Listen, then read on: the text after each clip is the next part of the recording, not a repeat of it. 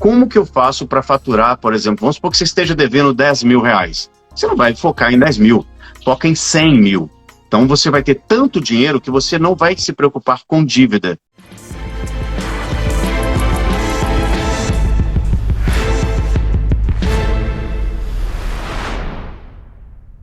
A Battery Me, ela fez um comentário aqui interessante. Ó. Num ambiente com pessoas tóxicas, manter o comportamento equilibrado e positivo deixa as pessoas tóxicas muito mais irritadas. Olha que interessante, né? Tem muita gente que se irrita pelo fato de você estar feliz, de você estar bem, né? Mas ninguém tem o poder de te irritar. É você quem se sente irritado com aquilo que o outro diz, com aquilo que o outro fez, com aquilo que o outro falou. É sobre nós, não é sobre os outros. Se o outro, por exemplo, fica irritado por você estar feliz, aí você fala assim, eu não vou ficar muito feliz perto dos outros não, porque isso vai acabar gerando insatisfação. Óbvio que dá para você equilibrar muito dentro de uma sociedade, dentro de um lugar, você não vai também ficar dizendo quanto você é bom nas coisas. Mas se você ficar mudando o seu comportamento por causa dos outros, você nunca vai ser você, né? Você nunca vai ter resultados que você quer. E sempre vai estar vivendo a vida dos outros, como os outros querem, como deveria, como pode, para não irritar ninguém, não atrapalhar ninguém, etc. Né? É uma situação que eu fiz durante muitos anos, tá? Faz todo sentido o que você está falando. A Beth, inclusive, é uma pupila minha, né, também, que ela falando isso no ambiente tóxico, né, a gente manter o equilíbrio e tal, deixa as outras pessoas mais irritadas. Eu vou falar para você o seguinte, cabe a mim ser a luz num ambiente que não tem luz, né? Então, tipo assim, se as pessoas não... Normalmente a Terra, ela gira em torno de si mesma, em torno do Sol, por quê? Não só pela força da gravidade do Sol, mas é que o Sol tem luz e calor. Quanto mais luz e calor a gente for, mais a gente vai ter a oportunidade de acolher as pessoas. E aí eu falo pra vocês uma coisa, tem um livro que é do caramba, velho.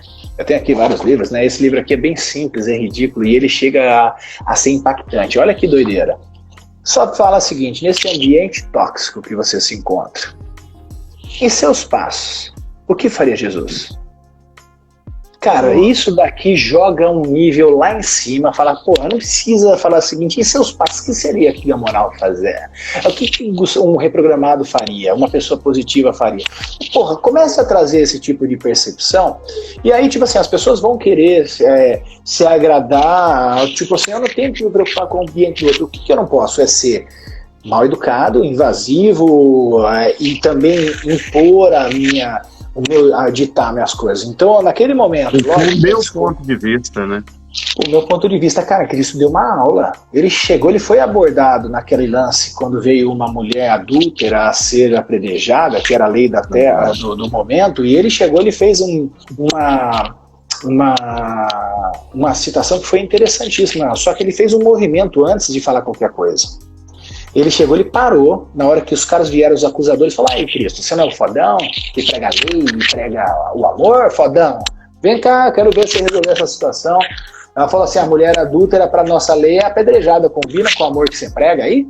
Mais ou menos assim o diálogo, eu tô fazendo uma cena, beleza? Uhum. Aí, ô Cristo, como é que faz? Sabe o que Cristo fez nessa hora?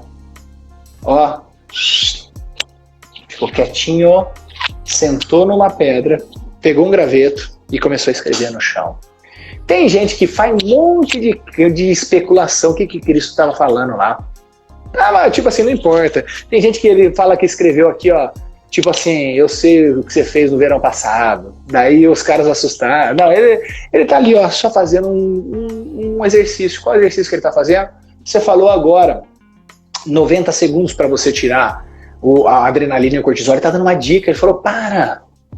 Tipo, olha a dica que ele deu ali, para! Fica quietinho, abaixa a pressão dentro de você. Conta até 10, respira antes de você falar qualquer besteira.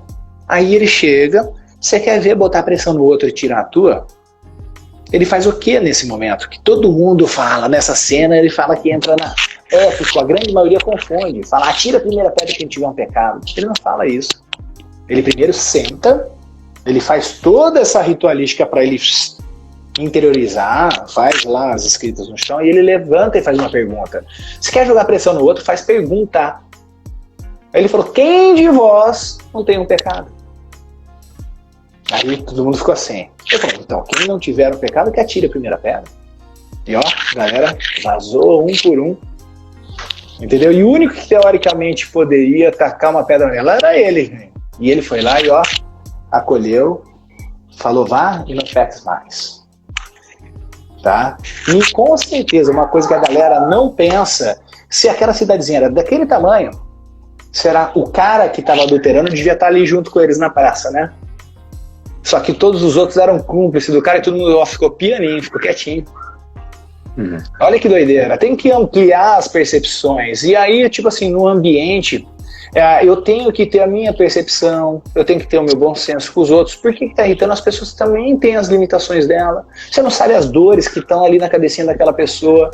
De repente ela deve ter sido abusada, sei lá o que, um monte de coisa. E naquele ambiente ela quer externalizar alguma coisa. Eu preciso ter um pouquinho de bom senso. Trabalhar empatia e compaixão, só isso. Eu nem gosto muito dessa palavra pessoas tóxicas, ambiente tóxico. Tudo é uma situação, quando você né? Eu também não gosto. Você está olhando de uma forma negativa. E é aquela situação, né? Às vezes a pessoa ela não está negativa porque ela quer.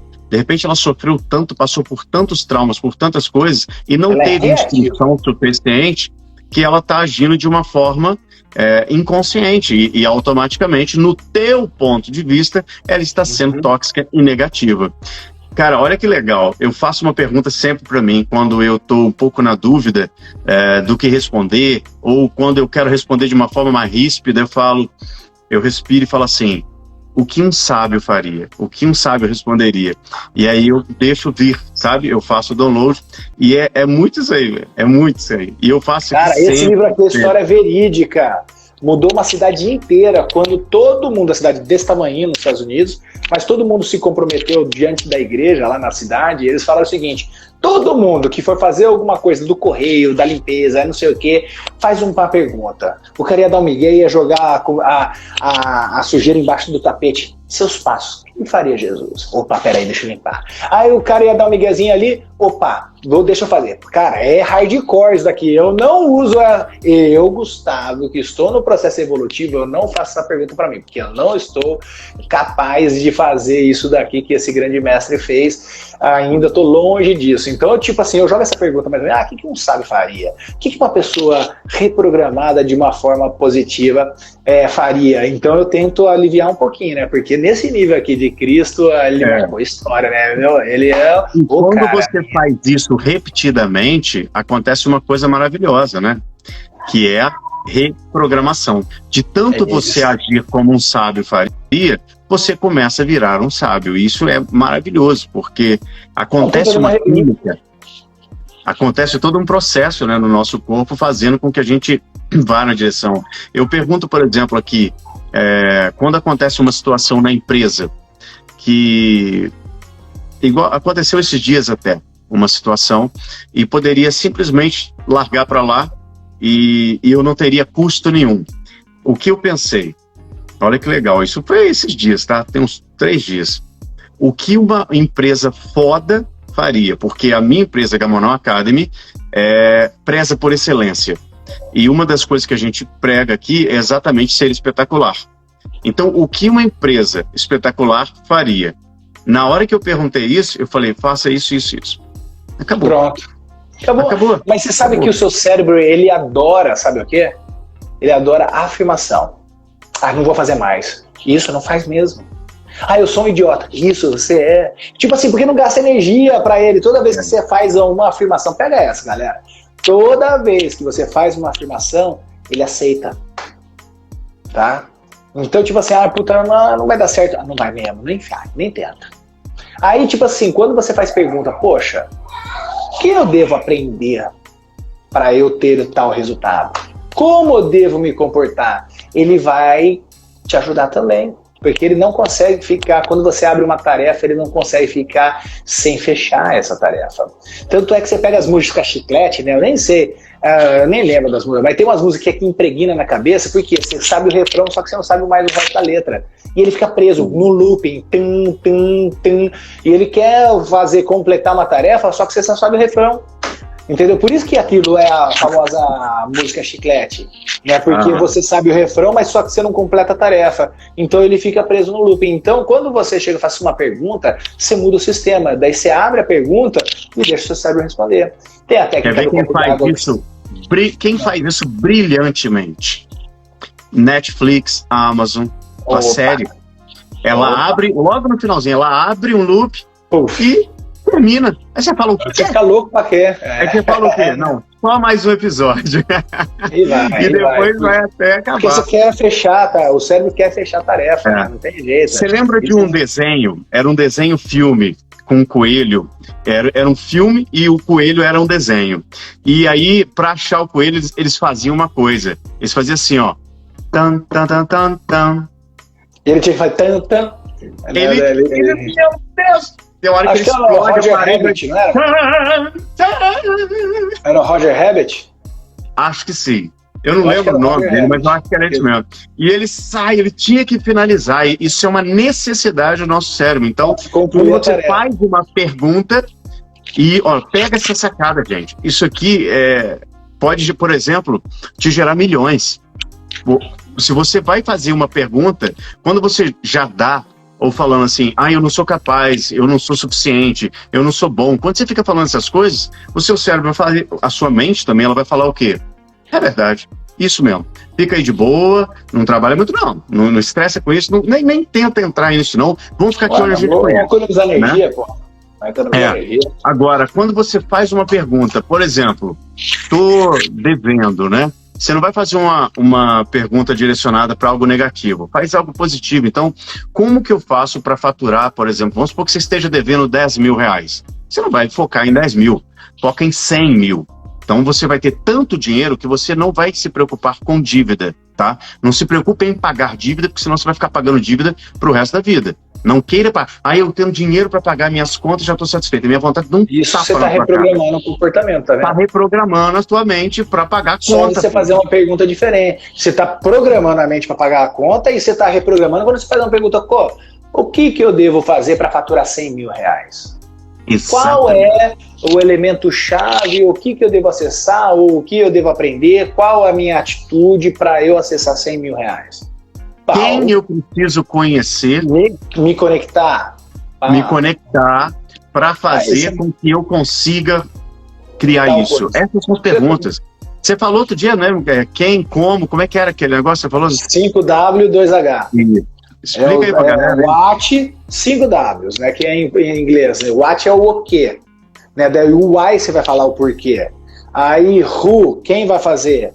Where, onde vai ser feito. E o último é o when, quando. Quando você tem, tipo assim, o que, o porquê, quem, onde e quando, você já fechou. Aí você vem com os dois Hs, que é how much, ou seja, quanto de grana ou quanto de dedicação é intangível, how much eu vou ter que investir, e o how, que é o como. Como que eu devo começar a fazer isso? E perceba que todas as 7 são o quê? Perguntas. Uhum. Sempre. Nenhuma tem uma afirmação.